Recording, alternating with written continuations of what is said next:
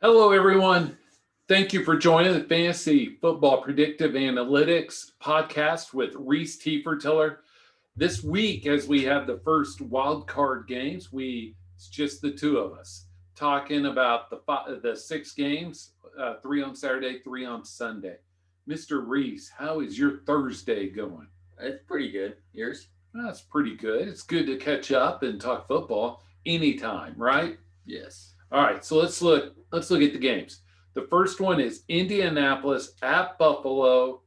Buffalo's a 6.5 point favorite, and the over/unders 51. This is going to be a test of the Indy defense, right? Yes. What do you think the keys to the game are, Reese?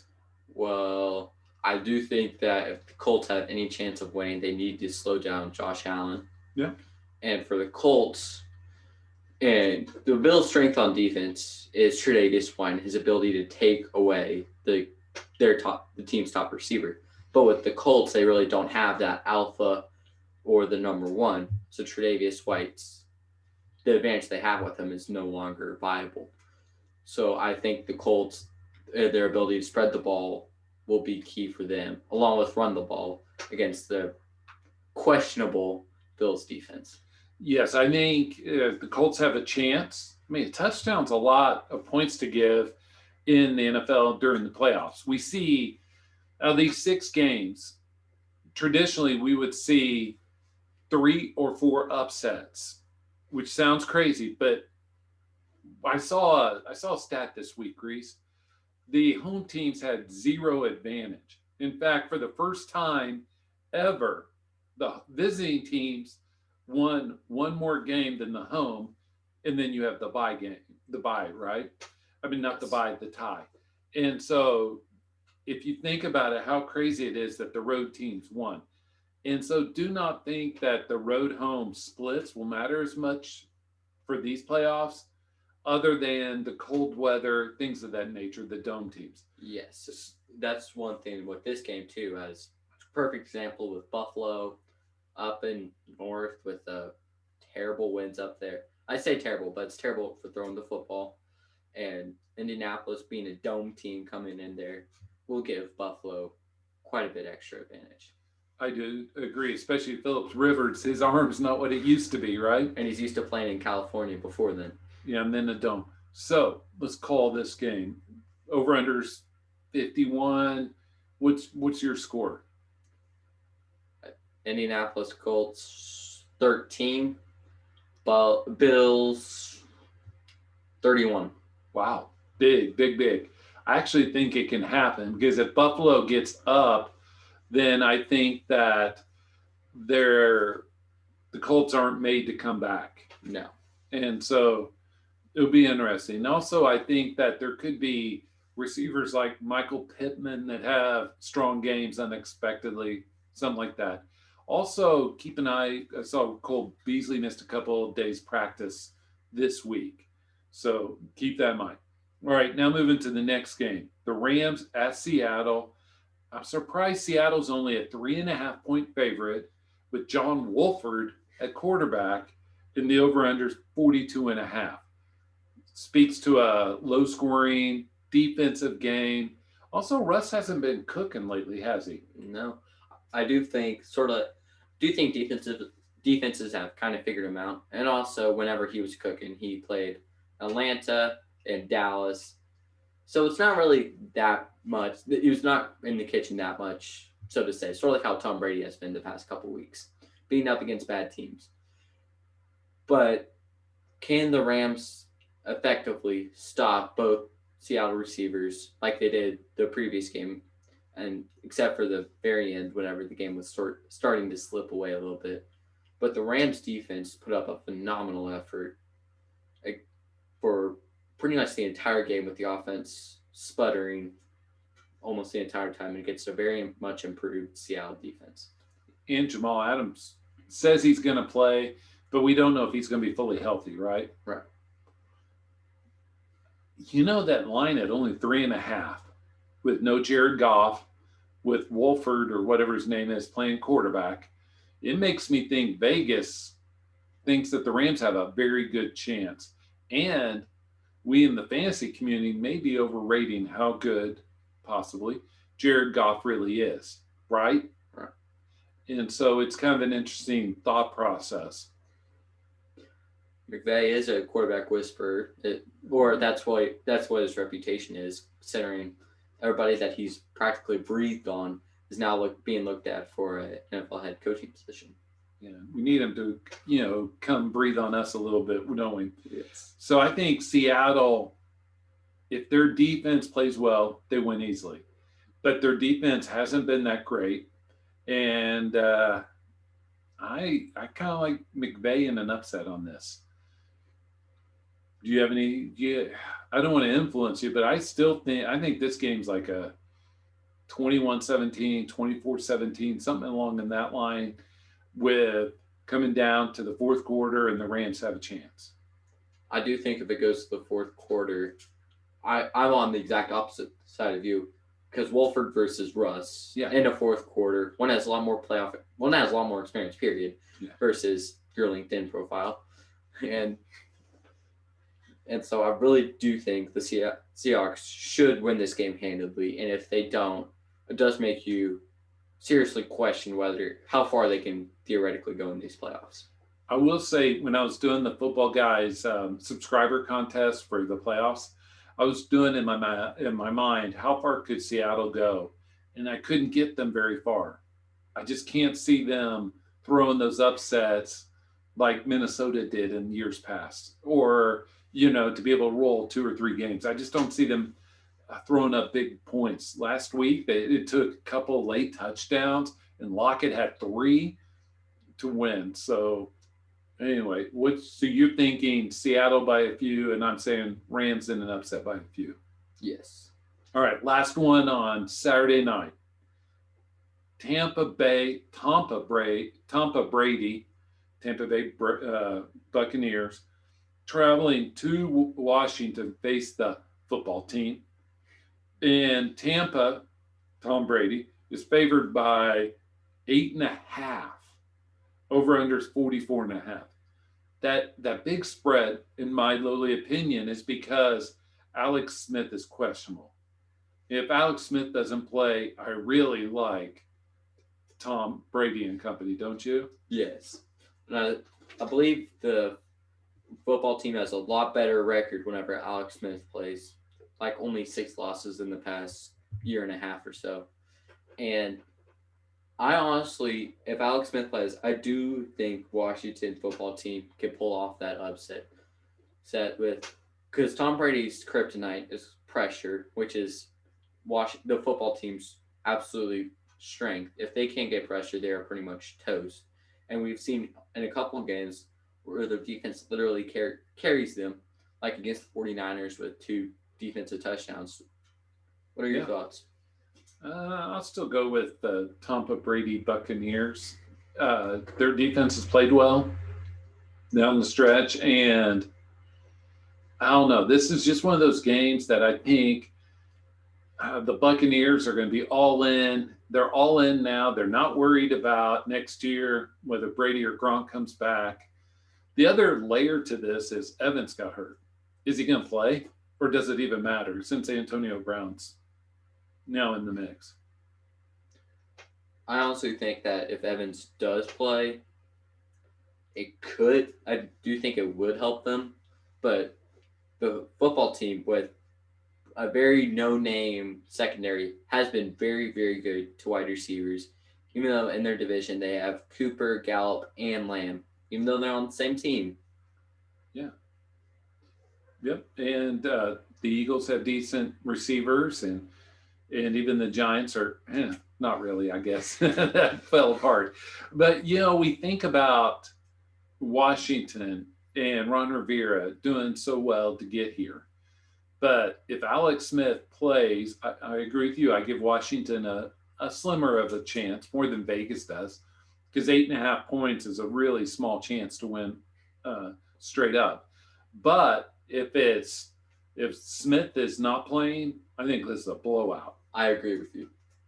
I mean, blowout. All right, let's move to Sunday's game. This may be my favorite game of the week.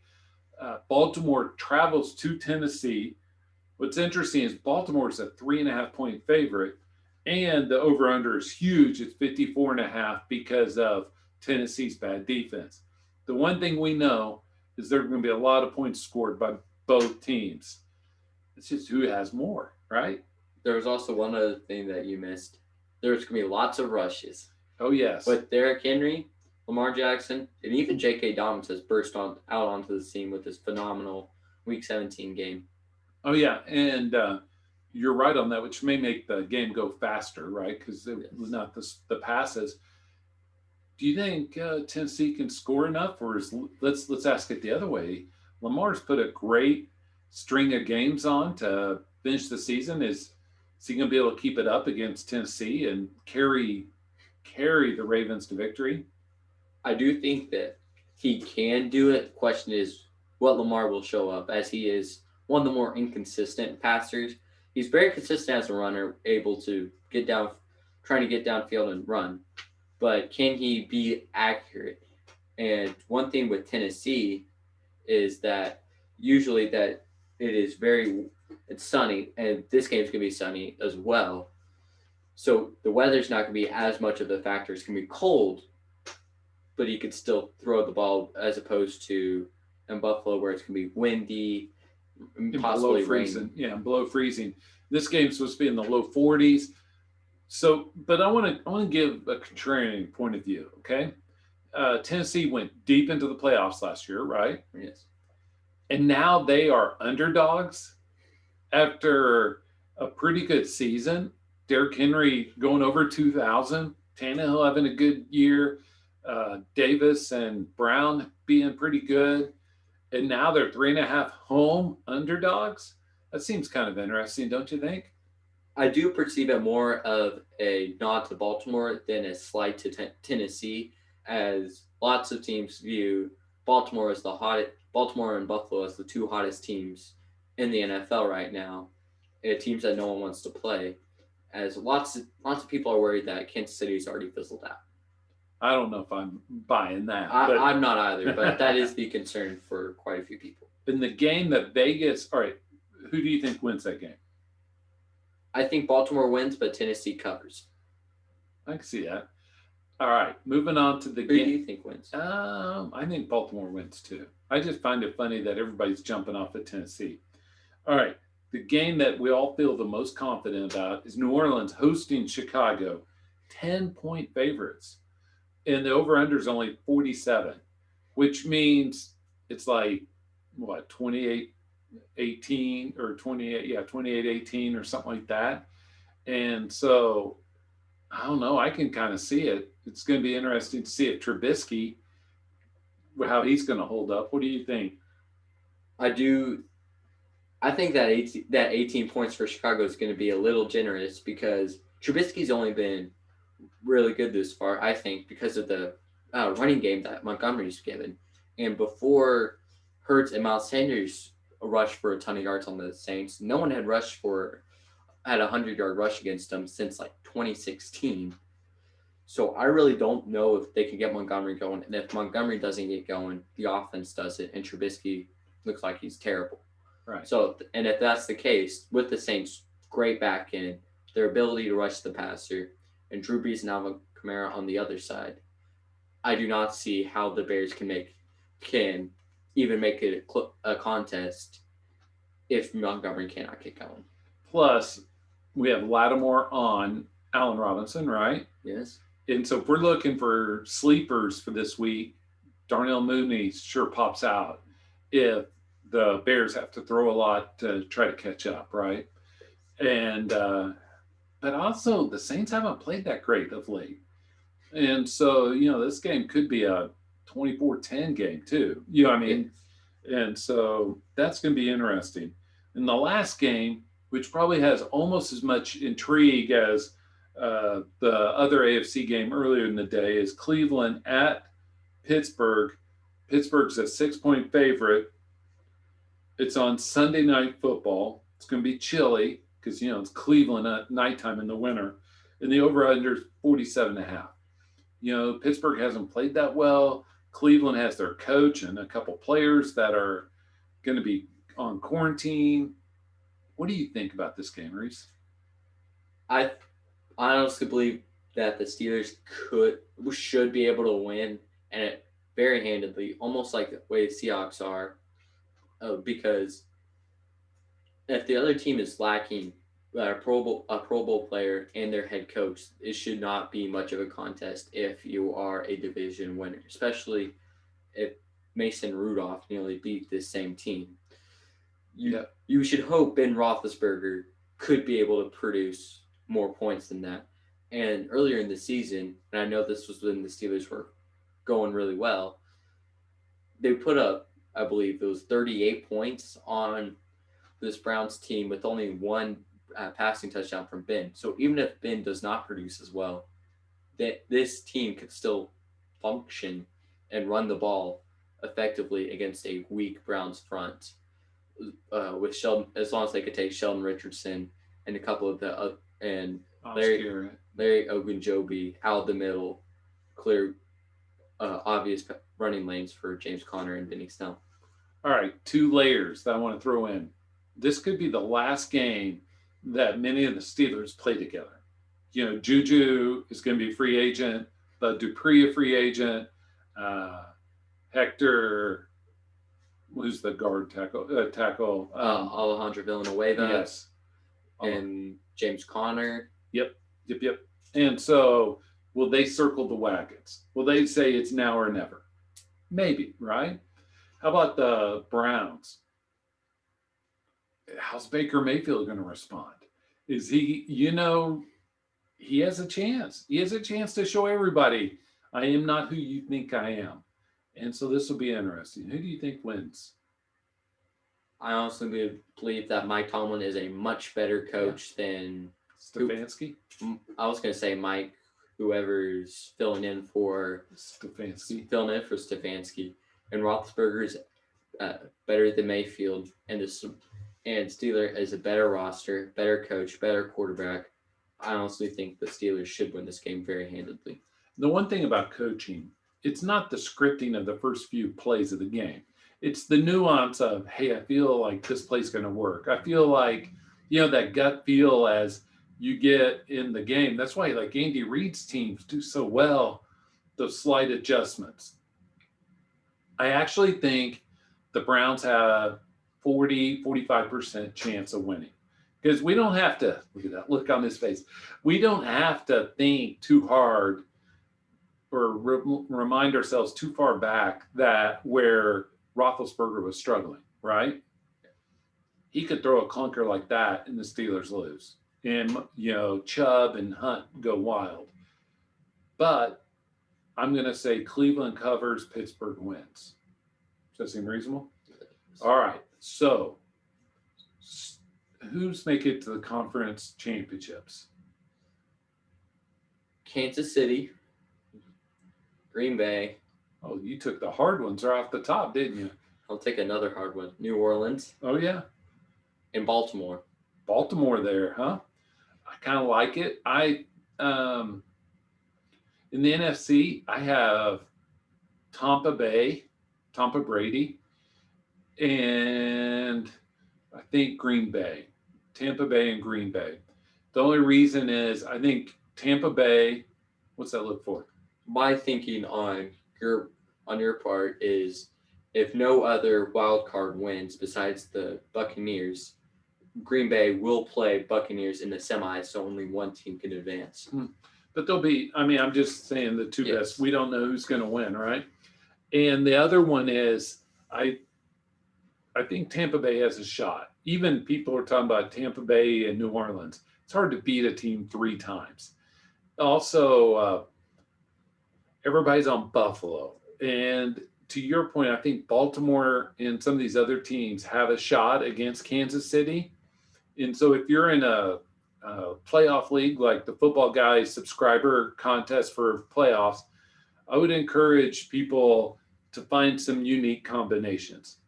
You only get one shot at it, but everybody's going to have, a large number of people are going to have Rodgers, Kelsey, Mahomes, Tyreek, Adams, the Green Bay Chiefs combination. And so if you have those guys, you're probably not going to win anyway. So think about your unique opportunities to inch up into that category. Yes, that's some great advice. Oh, thanks. I've lost it a lot of times. I try to learn from. Who are you thinking is going to make the Super Bowl? I do think the Saints are playing with the knowledge that this is Breeze's last year, and I do believe that will affect them to play a lot harder and try to win for Drew to send him out into the sunset like the Broncos did with Peyton Manning. So I'm gonna say that they upset the Packers, and with it, I don't see that Baltimore can upset Kansas City, especially with the way Kansas City has had their number the past couple of years. So I think it's a Kansas City New Orleans rematch. That'd be interesting, wouldn't it? Yes. One thing about New Orleans this week is they get Kamara back for the game, who had been quarantined last week. And so getting him back really helps on the Yes. dome turf. We appreciate everybody joining us this week. We have a great guest next week. I'm not going to spoil who it is, but thank you for being with us. And we hope you enjoy this is my favorite week of the playoffs, just because there's all these games. And if this happens, now you play this team. And it's so interesting to me. Is there anything special you think that people should look for? I think that for this in the playoffs and with the weather, most teams will try to run the ball more, and you can't throw as much. So I do expect the unders to cover a lot more than the overs, Yeah. and look for experience, as was preached before the season, and most people who preached that were wrong. But I do believe in playoff experience to go win games. Well, look at the quarterbacks left. Almost all of them are proven quarterbacks except for the Rams guy, right? And the other thing you mentioned unders. Unders have been a popular winning side on the first week of the playoffs because teams become more conservative. The teams that make it this far have good defenses. There's no, let's just pound the Jets or Jaguars. There's none of that. And so it'll be fun. Thank you for using your brain power for this show, Rhys. And I look forward to watching the games with you. So